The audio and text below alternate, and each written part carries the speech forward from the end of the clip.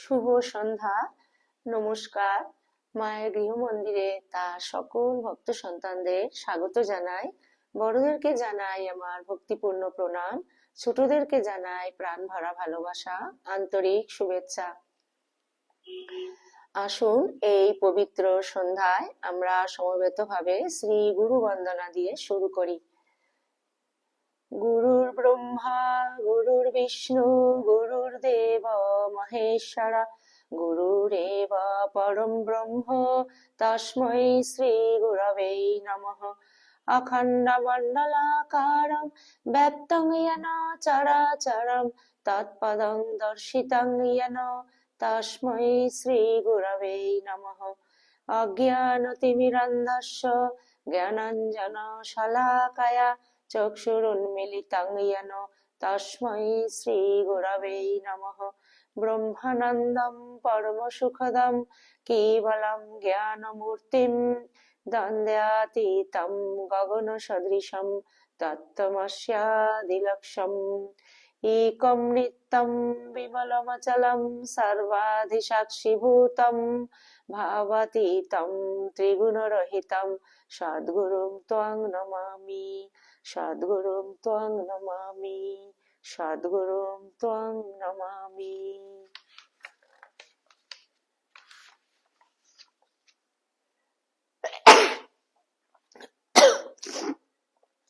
জয় গুরুদেব। গুরু পরম্পরায় সকল পূজ্যপাদ সদ্গুরু শ্রীপাদ পদ্মে পবিত্র সন্ধ্যায় আমার অনন্ত আভূমি লুণ্ঠিত প্রণাম, অন্তরের অন্তঃস্থলের ভালোবাসা, শ্রদ্ধাঞ্জলি, ভক্তি পুষ্পাঞ্জলি অর্পণ করিয়া আজকে পবিত্র সন্ধ্যায় নিত্য পাঠে প্রবেশ করছি।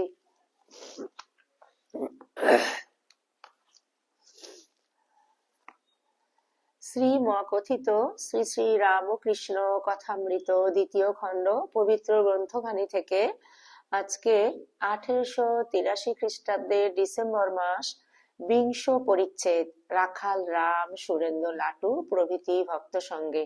এই চ্যাপ্টার গুলো খুব ছোট ছোট চ্যাপ্টার, ওই জন্য আমি দুটো করে চ্যাপ্টার পড়ি। আরেকবার বলছি, শ্রীমকথিত শ্রী শ্রী রামকৃষ্ণ কথামৃত দ্বিতীয় খণ্ড পবিত্র গ্রন্থখানি থেকে 1883 খ্রিস্টাব্দে ডিসেম্বর মাসে 20 পরিচ্ছেদ রাখাল রাম সুরেন্দ্র লাটু প্রভৃতি ভক্ত সঙ্গে।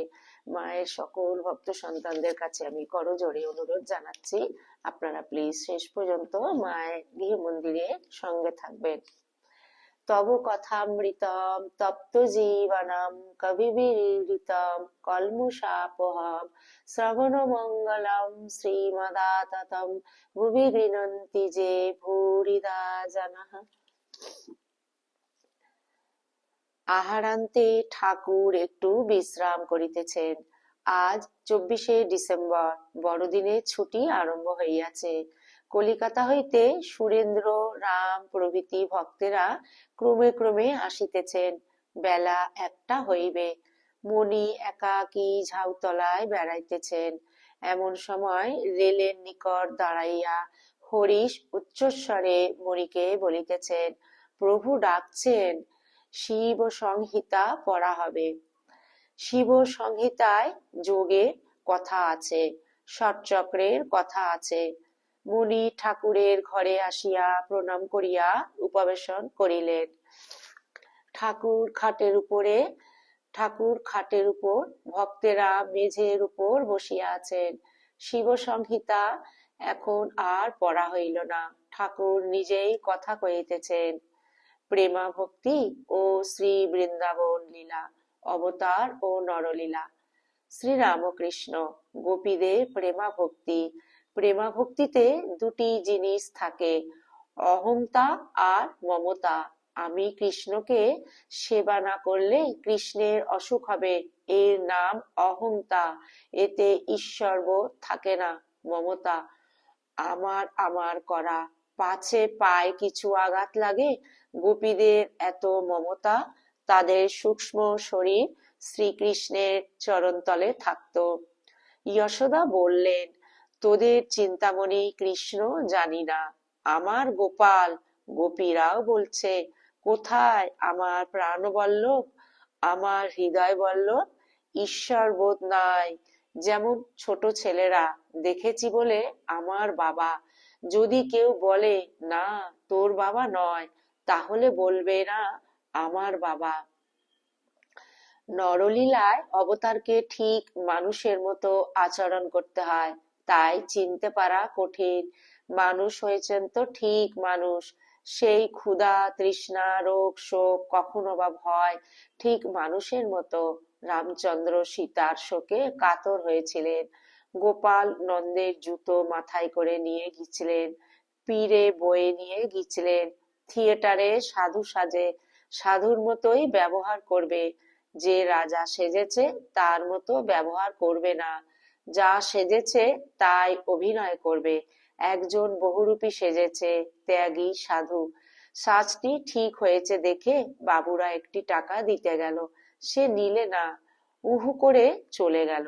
গা হাত পা ধুয়ে যখন সহজ বেশে এলো, বললে টাকা দাও। বাবুরা বললে, এই তুমি টাকা নেব না বলে চলে গেলে, আবার টাকা চাইছো? সে বললে, তখন সাধু সেজেছি, টাকা নিতে নাই। তেমনি ঈশ্বর যখন মানুষ হন, ঠিক মানুষের মতো ব্যবহার করেন। বৃন্দাবনে গেলে অনেক লীলার স্থান দেখা যায়। সুরেন্দ্র, আমরা ছুটিতে গিয়েছিলাম, বড় পয়সা দাও, পয়সা দাও করে দাও দাও করতে লাগলো পান্ডারা আর সব। তাদের বললুম আমরা কাল আমরা কাল কলকাতা যাব, বলে সেই দিনই পলায়ন। শ্রীরামকৃষ্ণ, ও কি, ছি, কাল যাব বলে আজ পালানো, ছি। সুরেন্দ্র লজ্জিত হইয়া, বনের মধ্যে মাঝে মাঝে বাবাজিদের দেখেছিলাম, নির্জনে বসে সাধন ভজন করছে। শ্রীরামকৃষ্ণ, বাবাজিদের কিছু দিলে? সুরেন্দ্র, আজ্ঞে না। শ্রীরামকৃষ্ণ, ও ভালো করো নাই, সাধু ভক্তদের কিছু দিতে হয়, যাদের টাকা আছে তাদের ওরূপ লোক সামনে পড়লে কিছু দিতে হয়। শ্রীমুখ শ্রীমুখ কথিত চরিতামৃত, মথুর সঙ্গে শ্রী বৃন্দাবন দর্শন, 1868। আমি বৃন্দাবনে গিয়েছিলাম সেজ বাবুদের সঙ্গে। মথুরার ধ্রুবঘাট যাই, দেখলাম অমনি দপ করে দর্শন হলো।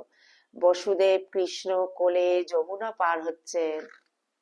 আবার সন্ধ্যার সময় যমুনা পুলিনে বেড়াচ্ছি, বালির উপর ছোট ছোট খোড়ো ঘর, বড় কুল গাছ। গোধূলির সময় গাভীরা গোষ্ঠ থেকে ফিরে আসছে, দেখলাম হেঁটে যমুনা পার হচ্ছে। তারপরেই অনেকগুলি রাখাল গাভীদের নিয়ে পার হচ্ছে। যেই দেখা অমনি কোথায় কৃষ্ণ বলে বেহুশ হয়ে গেলাম। শ্যামকুণ্ড রাধাকুণ্ড দর্শন করতে ইচ্ছা হয়েছিল, পালকি করে আমায় পাঠিয়ে দিলে। অনেকটা পথ অনেকটা পথ লুচি জিলিপি পালকির ভিতরে দিলে। মাঠ পার হবার সময় এই ভেবে কাঁদতে লাগলাম, কৃষ্ণ রে, তুই নাই, কিন্তু সেই সব স্থান রয়েছে, সেই মাঠ, তুমি গরু চড়াতে। হৃদে রাস্তায় সঙ্গে সঙ্গে পেছনে আসছিল, আমি চোখের জলে ভাসতে লাগলাম। বিহারাদের দাঁড়াতে বলতে পারলাম না। শ্যামকুণ্ড রাধাকুণ্ডতে গিয়ে দেখলাম সাধুরা একটি একটি ঝুপড়ির মতো করেছে, তার ভিতরে পিছনে ফিরে সাধন ভজন করছে, পাছে লোকের উপর দৃষ্টিপাত হয়। দ্বাদশ বন দেখবার উপযুক্ত। বঙ্কু বিহারীকে দেখে ভাব হয়েছিল, আমি তাকে ধরতে গেছিলাম। গোবিন্দজিকে দুইবার দেখতে চাইলাম না। মথুরায় গিয়ে রাখাল কৃষ্ণকে স্বপন দেখেছিলাম, হৃদে ও সেজবাবুও দেখেছিল। তোমাদের যোগও আছে, ভোগও আছে, ব্রহ্মর্ষি দেবর্ষি রাজর্ষি। ব্রহ্মর্ষি যেমন সুখদেব, একখানি বইও কাছে নাই। দেবর্ষি যেমন নারদ। রাজর্ষি জনক, নিষ্কাম কর্ম করে। দেবী ভক্ত ধর্ম মোক্ষ দুই পায়, আবার অর্থ কামও ভোগ করে। তোমাকে একদিন দেবী পুত্র দেখেছিলাম, তোমার দুই আছে, যোগ আর ভোগ, না হলে তোমার চেহারা শুষ্ক হতো। সর্বত্যাগীর চেহারা শুষ্ক। একজন দেবী ভক্তকে ঘাটে দেখেছিলাম, নিজে খাচ্ছে আর সেই সঙ্গে দেবী পূজা করছে। সন্তান ভাব। তবে বেশি টাকা হওয়া ভালো নয়। যদু মল্লিককে এখন দেখলাম ডুবে গেছে। বেশি টাকা হয়েছে কিনা? নবীন নিয়োগী, তারও যোগ ও ভোগ দুই আছে। দুর্গাপূজার সময় দেখি বাপ বেটা দুজনেই চামর করছে। সুরেন্দ্র: আজ্ঞা, ধ্যান হয় না কেন? শ্রীরামকৃষ্ণ: স্মরণ মনন তো আছে। সুরেন্দ্র: আজ্ঞা, মা মা বলে ঘুমিয়ে পড়ি। শ্রীরামকৃষ্ণ: খুব ভালো, স্মরণ মনন থাকলেই হলো। ঠাকুর সুরেন্দ্রের ভাল লইয়াছেন, আর তাহার ভাবনা কি? একবিংশ পরিচ্ছেদ। ঠাকুর শ্রীরামকৃষ্ণ যোগ শিক্ষা, শিব সংহিতা, একবিংশ পরিচ্ছেদ। সন্ধ্যার পর ঠাকুর ভক্ত সঙ্গে বসিয়া আছেন। মুনিও ভক্তদের সহিত মেজেতে বসিয়া আছেন। যোগের বিষয়, সৎচক্রের বিষয় কথা কহিতেছেন। শিব সংহিতায় সেই সকল কথা আছে। শ্রীরামকৃষ্ণ: ইড়া, পিঙ্গলা, সুষুম্না। সুষুম্নার ভিতর সব পদ্ম আছে, চিন্ময়, যেমন মোমের গাছ। ডাল পালা ফল সব মোমের। মূলাধার পদ্মে কুল কুণ্ডলিনী শক্তি আছেন, চতুর্দল পদ্ম। যিনি আদ্যা শক্তি, তিনি সকলের দেহে কুলকুণ্ডলিনী রূপে আছেন, যেন ঘুমন্ত সাপ কুণ্ডলী পাকিয়ে রয়েছে। প্রসুপ্ত ভুজাগাকারা আদ্যার পদ্মবাসিনী। মনির প্রতি ভক্তিযোগে কুলকুণ্ডলিনী শীঘ্র জাগ্রত হয়, কিন্তু ইনি জাগ্রত না হলে ভগবান দর্শন হয় না। গান করে করে একাগ্রতার সহিত গাইবে, নির্জনে গোপনে। জাগো মা কুলকুণ্ডলিনী, তুমি নিত্যানন্দ স্বরূপিণী। প্রসুপ্ত ভুজাগাকারা আধার পদ্মবাসিনী। গানে রামপ্রসাদ সিদ্ধ। ব্যাকুল হয়ে গান গাইলে ঈশ্বর দর্শন হয়। মনি: আজ্ঞা, এসব একবার করলে মনের খেদ মিটে যায়। শ্রীরামকৃষ্ণ: আহা, খেদ মেটেই বটে। যোগের বিষয় গোটাকতক মোটামুটি তোমায় বলে দিতে হবে। গুরুই সব করেন সাধনা ও সিদ্ধি। নরেন্দ্র স্বতঃসিদ্ধ।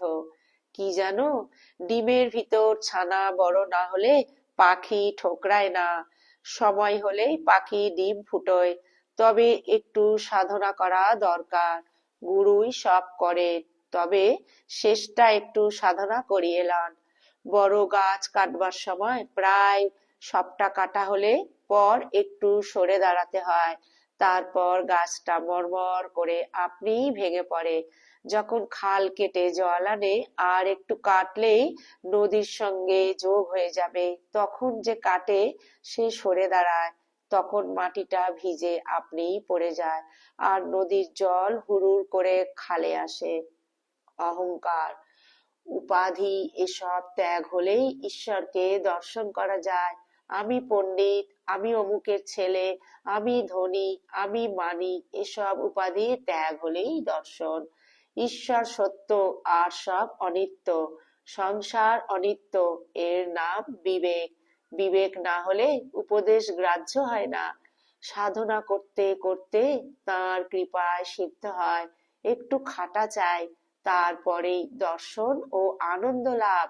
অমুক জায়গায় সোনার কলসি পোতা আছে শুনে লোক ছুটে যায় আর খুঁড়তে আরম্ভ করে। খুঁড়তে খুঁড়তে মাথায় ঘাম পড়ে।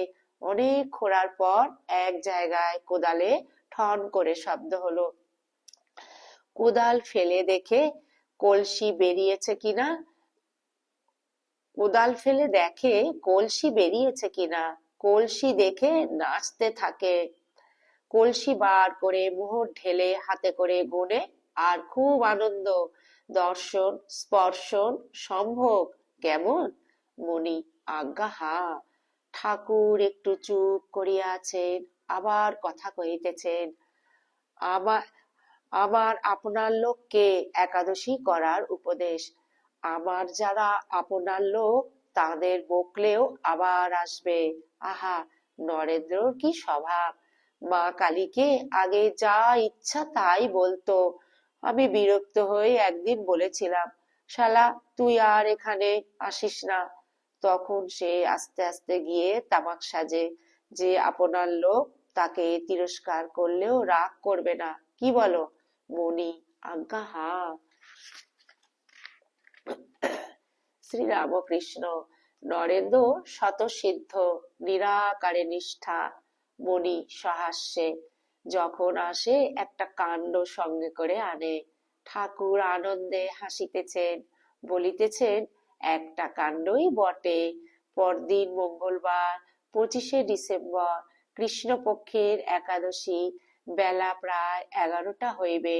ঠাকুরের এখনো সেবা হয় নাই।